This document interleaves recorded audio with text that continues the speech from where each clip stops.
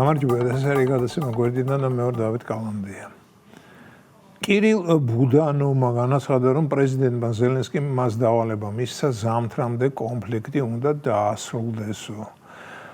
არ დამოვიწყდება რუსეთ-უკრაინის ომი რომ დაიწყო, ერთ-ერთმა ამერიკელმა კონგრესმენმა ქალმა არც სახელი მახსოვს და არც მისი გვარი თქვა ომის დაწყებამდე რამდენიმე ხნით ადრე თავდაცვის გიგანტის ლოქჰიდ მარტინის აქციები შევიძინე. ომმა იმ აქციებს ფასი საგრძნობლად მოუმატა და ამით ძალიან კმაყოფილი ვარო. როგორც იტყვიან, ვისთვის ომია და ვისთვის ლხენა. რატომ გამახსენდა ეს, არ ვიცი. მე კირილ ბუდანოვზე ვლაპარაკობდი. ზელენსკიმ დავალება რომ მისცა ზამთრამდე ომი უნდა დამთავრდესო. ანუ ზამთრამდე ომი უნდა მოიგოთო.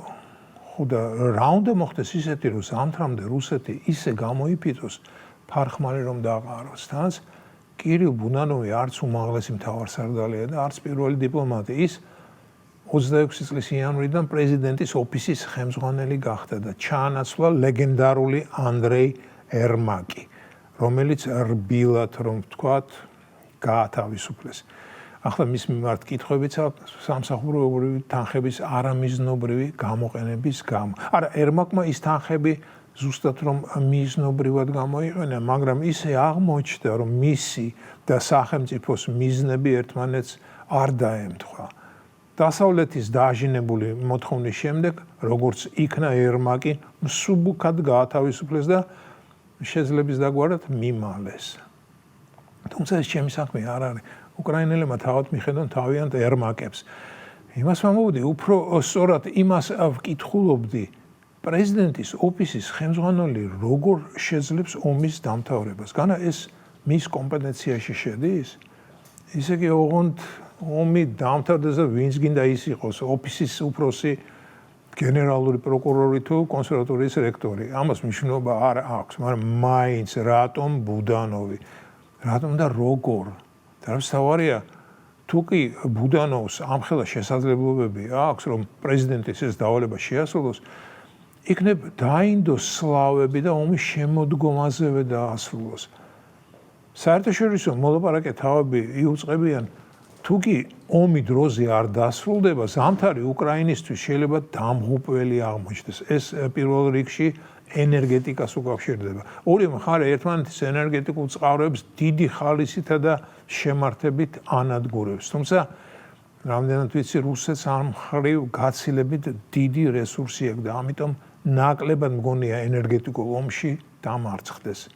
მეგობრებო, თუ შეამჩნიეთ ყოველ ჯერზე, როდესაც უკრაინა რუსეთის ომზე ვიწყებ ლაპარაკს, არ მოვიწყდება იმის გამეორება, რომ რუსეთი აგრესორია, რომ წესითა და რიგით, თუ კი წესი და რიგი საერთოდ არსებობს დედამიწაზე, უკრაინამ ეს ომი უნდა მოიგოს და რუსეთის ჯარები 91 წლის საზღვრამდე განდევნოს. მერე კი წაგებულმა მხარემ დიდი რეპარაციები უნდა გადაიხადოს, რათა აანაზღაუროს ის მატერიალური ზიანი, რასაც ის უკვე მეხუთე წელი აყენებს უკრაინას. დიახ, წესითა და რიგით ასე, მაგრამ თურმე რეალური პოლიტიკა ყველაფერი ყოფილა წესისა და რიგის გარდა. რეალური პოლიტიკა ძალისა და კუნთების პოლიტიკა. ვინც უფრო გონიერია, მოგებულიც ის რჩება.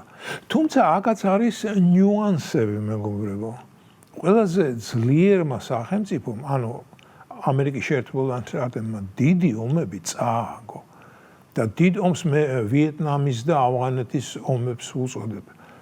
ირანსაც დავასახელებდი, რადგან მაქვს შინაგანი გრძნობა, რომ აშშ ირანს თავის შუაზე მაინც ვერ გადმოიყვანს, მაგრამ მოვერიდები ამაზე ლაპარაკს. ხო და იმას გეუბნებოდით, ეტყობა არის მაინც რაღაც, რასაც ძალითა და ღონით ვერ უმკლავდები, მაგრამ ეს დეტალებია, მე კი სხვა რამის თქმა მინდოდა.